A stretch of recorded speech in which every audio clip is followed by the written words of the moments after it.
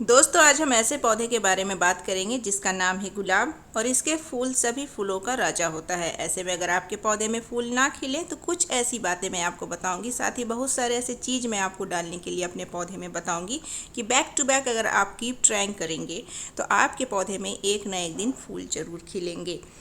दोस्तों आज की वीडियो में वही देखेंगे कि ऐसा मैंने क्या डाला अपने पौधे के ऊपर में जो इतने छोटे से पौधे में भी फूल खिलने लगे। तो अंत तक जरूर देखिएगा।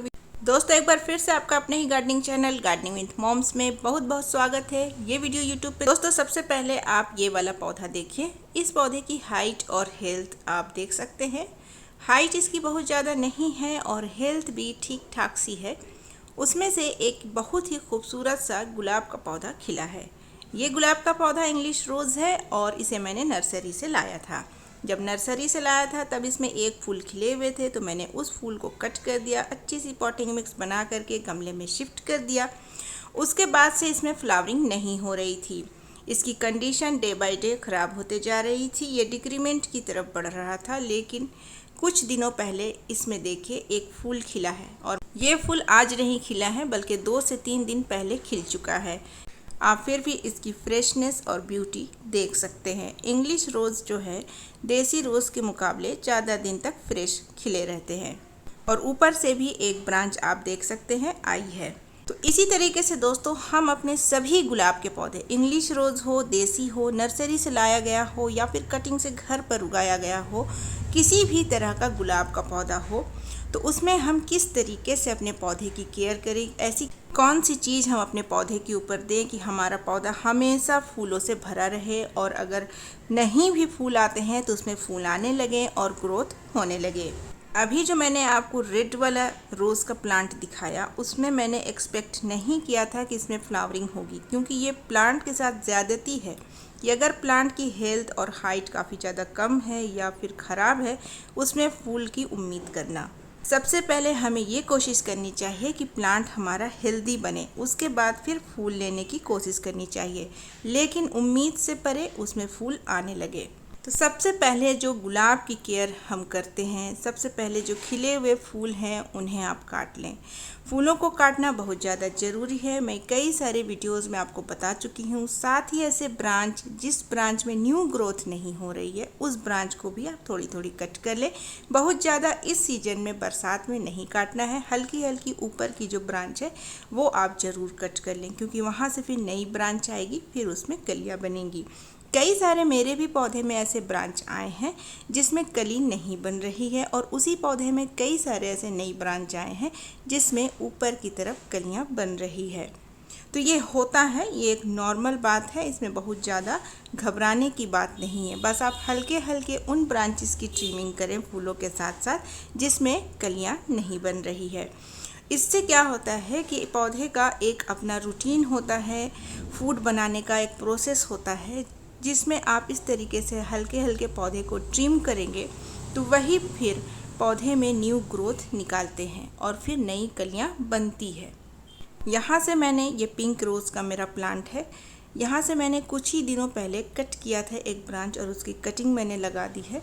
वहाँ से आप देखिए कई सारे न्यू शूट्स आपको आते दिख रहे हैं। अब इसी शूट्स में कुछ दिनों के बाद मैं आपको अपडेट दिखाऊंगी, कलियाँ बनेगी। अब बात करते हैं फर्टिलाइज़र डालने की। कटाई छटाई तो आप करेंगे ही, साथ ही कुछ फर्टिलाइज़र भी डालेंगे और जो भी फर्टिलाइज़र मैं इस वीडियो में आपको बताऊंगी सारे आपके किचन से ही निकलेंगे, कहीं बाहर जाने की और ख़रीदने की ज़रूरत नहीं है। सबसे अच्छा जो सोर्स है फूलों के पौधे के लिए, फूल पाने के लिए, वो है बनाना पील, क्योंकि इसमें भरपूर मात्रा में पोटेशियम होता है। हमने 4 से 5 केले के छिलके और डुबाव भर पानी ले लिया है, नॉर्मल वाटर। अब इन केले के छिलके को कट करके पीसेज में पानी में डाल देना है। कई लोगों को हमने देखा है कि वो साबुत ही केले को छिलके डाल देते हैं, बट आई प्रीफर काट करके डालेंगे तो ज़्यादा बेनिफिट होता है। ये मेरा सेल्फ एक्सपीरियंस है। पानी में केले के छिलके को काट करके डाल देना है। या तो आप इसे 1 दिन के लिए छोड़ दें, 2 दिन के लिए छोड़ दें, या फिर मेरे तरीके से धीमी आंच पर 2 से 4 मिनट बॉईल कर लें। बॉईल करने के बाद खूब अच्छे से बिल्कुल रूम टेम्परेचर में ठंडा कर लें। अब ये बिल्कुल गर्म है। आधा 1 घंटा के लिए हम इसे छोड़ देंगे तो ये बिल्कुल ठंडा हो जाएगा।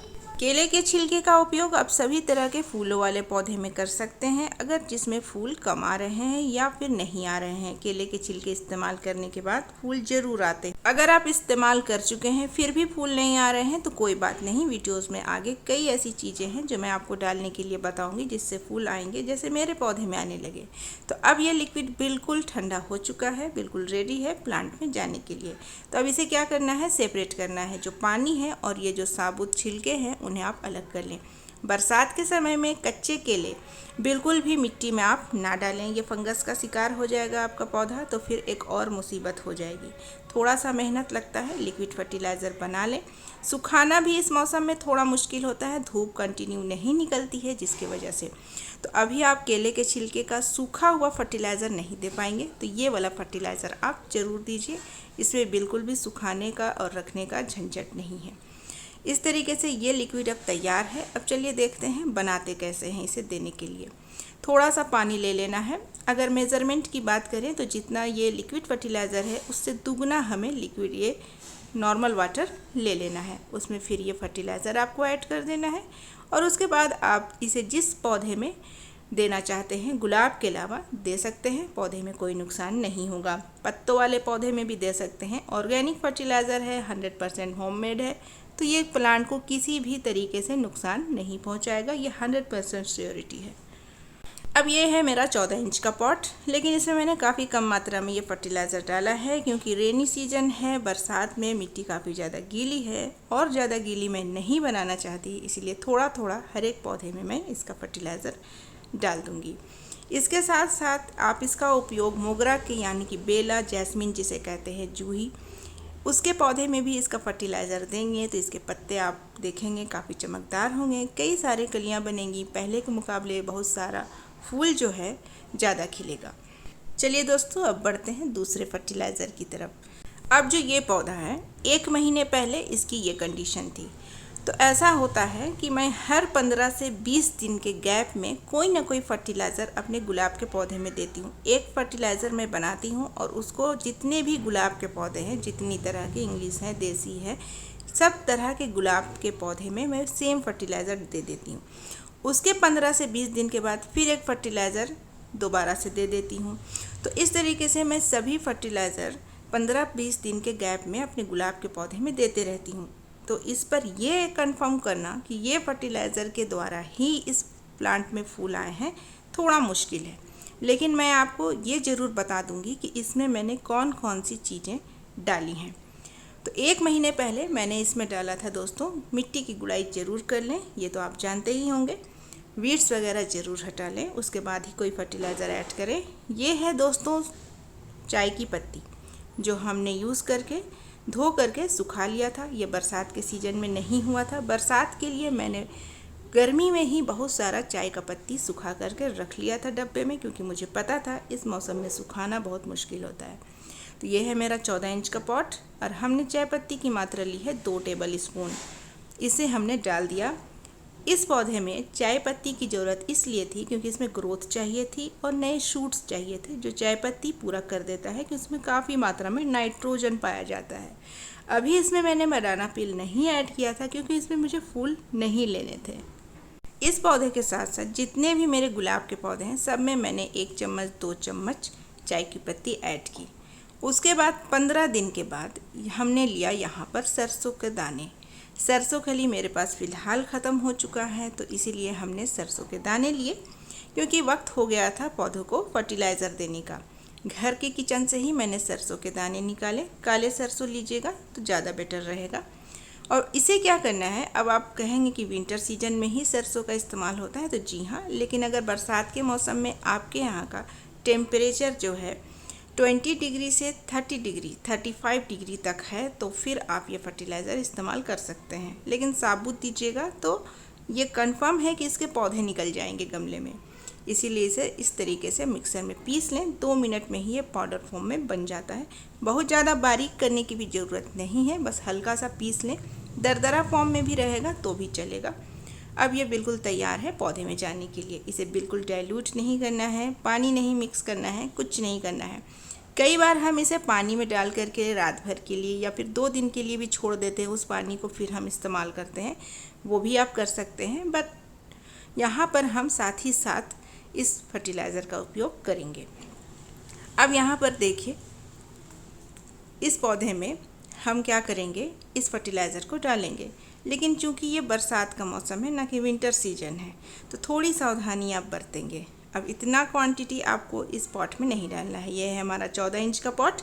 यहाँ पर हम 1 टेबल स्पून ही डालेंगे इस तरीके से। यहाँ पर देखिए, बहुत ही कम मात्रा में, मतलब आधा चम्मच जितना हमने लिया है, और उसके बाद दोबारा से फिर आधा चम्मच हम इसी फर्टिलाइज़र को इसी गमले में डालेंगे। तो टोटल क्वांटिटी हो गई 1 टेबल स्पून।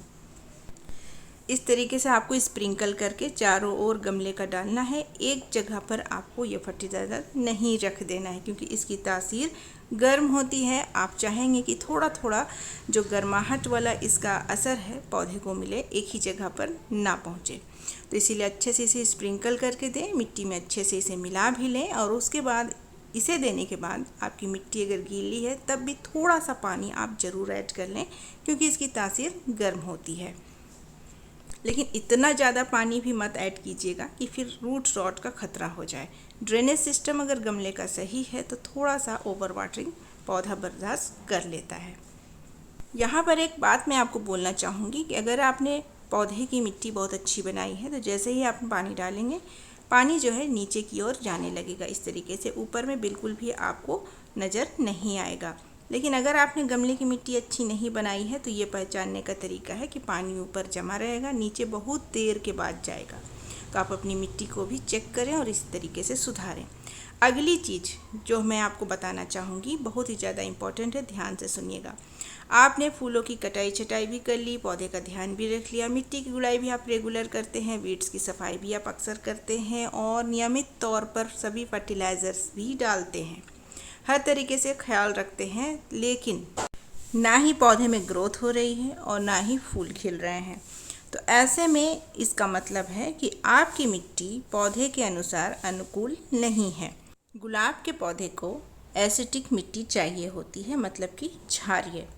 वैसे तो मिट्टी में नेचुरली वो सारी चीज़ें मौजूद होती है जो पौधे के लिए ज़रूरत है। कभी कभार ही ऐसा होता है कि मिट्टी अनुकूल नहीं होती है, उसे बनाने के लिए आप फिटकिरी का इस्तेमाल कीजिए। इसका दूसरा नाम एलम भी है। दोनों एक ही चीज़ें हैं जिसका इस्तेमाल पौधे में एक ही काम के लिए किया जाता है, मिट्टी को पौधे के अनुसार अनुकूल बनाने के लिए। इतना बड़ा टुकड़ा आपको इस्तेमाल नहीं करना है।